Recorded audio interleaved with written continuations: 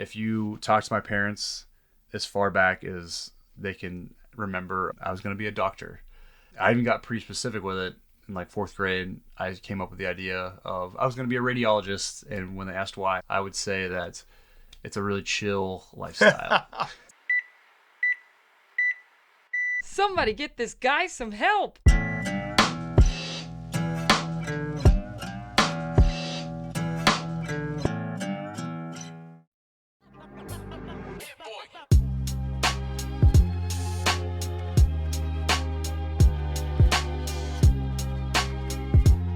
Or, put more simply, If you need help like this guy, call your own doctor. Fourth grade, ready for that chill lifestyle. Did I tell you on the psychological mindfuck when I was doing my interviews for residency way back in the day when we used to go to the school? I woke up that morning and I realized I don't have a tie. And I had to be there in 30 minutes. So I'm looking around and I see the bellhop. And I'm like, hey, man, No. Oh, man. I'll throw you some money. Can I have that tie?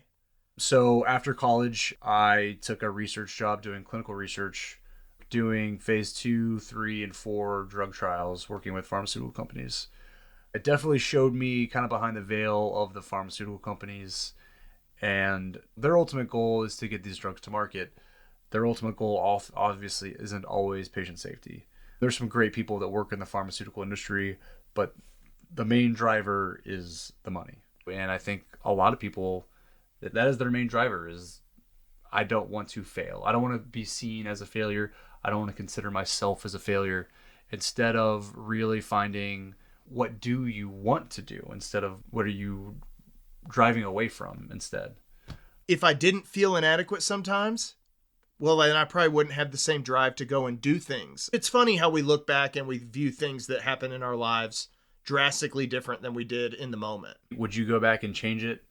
I think most of those people that have that drive wouldn't, because they recognize that drive is what got them to where they are. Health insurance was invented in America originally by the Blue Cross in the early 1920s. It was a charitable thing at that point and meant to help people who were sick for hospital stays in the 1920s before the advent of antibiotics, or places that people who were really sick went to die. Around the 1960s or 70s, new insurance companies that were for-profit began to emerge, and the health insurance landscape started changing a little bit. We saw a lot of these higher deductible plans start to emerge with passing the Affordable Care Act. And the Affordable Care Act did a lot of good things, but it also did a lot of bad things. HIPAA, it's one of the slyest acts that has ever been passed, because on the surface, it's presented as this great thing that protects everybody's health information. But what it actually does is it allows the insurance companies to have access to all of your medical records. They then can find loopholes for why they shouldn't pay for things. I've been working in healthcare for 10 years, and I still struggle with insurance. It is a complicated topic, but I think that doctors are intentionally kept in the dark, because if we knew how much people were going to be charged, it might affect our treatment. A lot of charges in the hospital are hidden. Sometimes the patient will get the medical bill first before the insurance pays for it, and you're wondering what happened in the hospital that cost $30,000. Let's say you had pneumonia. You spent 2 nights in the hospital and then you were discharged. I can tell you right now that the fluids and the antibiotics you're getting cost less than $200. But you may be charged whatever that hospital wants to charge you. There's no law. There's no set standard that they're allowed to charge. She really just got some fluids and got some steroids. They were charging her $80 a bag of normal saline, which I know if you're buying wholesale is about $4. There were multiple bags, and that adds up $700 per x-ray.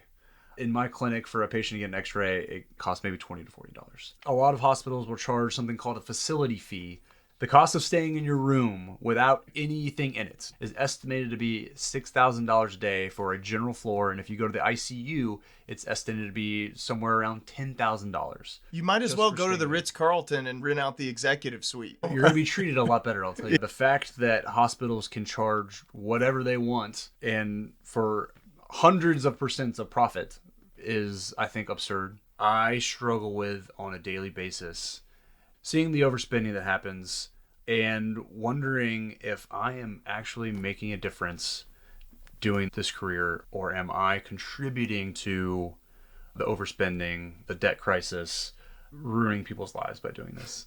And it's not something that you're ever warned about when you enter this field, but I see this weight that is over all of us. Doctors don't really have control of any of this. We are now a labor force. We are a cogs in the system. Sometimes people carry that weight heavier than others, and I think it's a big point to at least address and convey to the general public that this thing's getting out of control. There's fewer and fewer doctors who are working in private practice where they can dictate their own treatments and outcomes. Yeah. When you're taking the power out of our hands and we're no longer making these decisions, who is? Right now, I think the answer are CEOs of corporations, people with business degrees that don't really understand the nuance of medicine, that don't have the same training, the same care for patient safety as these people who's have literally devoted their life to a career that is focused around it. Totally different goals and values too. Like, Yeah. I mean, I understand they're in a different field. Their goal, their drive is to make money for their shareholders. And I get that. That works well when you're talking about selling a toy Jeep to my 1-year-old son.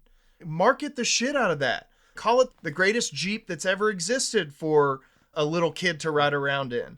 But when you're talking about people's health, and that is the entity that is making the big decisions, this corporatization of medicine, it is not just restricted to classical medicine, hospital systems, clinics. It's pervasive throughout all of healthcare. I think it is more of a sickness as these conglomerates get larger and larger, because when you have your own practice, you personally know all these patients. You become emotionally invested in their lives and care. But as you are a larger and larger entity, you become so detached from everything. Disclaimer. This podcast is for informational purposes only. The information provided in this podcast and related materials are meant only to educate. This information is not intended as a substitute for professional medical advice. While I am a medical doctor and many of my guests have extensive medical training and experience, nothing stated in this podcast nor materials related to this podcast, including recommended websites, texts, graphics, images, or any other materials, should be treated as a substitute for professional, medical, or psychological advice, diagnosis, or treatment. All listeners should consult with a medical professional, licensed mental health provider, or other healthcare provider if seeking medical advice, diagnosis, or treatment. Or, put more simply, If you need help like this guy, call your own doctor. Thanks again for watching and or listening. If you're passionate about the subjects that I discuss on the channel, do me a favor and like, comment, subscribe, do whatever you can to make your voice heard, that these are problems that must be addressed in our society. If you have any questions, comments, or concerns, I want to hear them. Feel free to reach out on social media or email us at renegadepsych@gmail.com. And if you'd like to be a guest of the show, or you have a connection to somebody that you think would be a good guest, let us know. Thanks again for listening.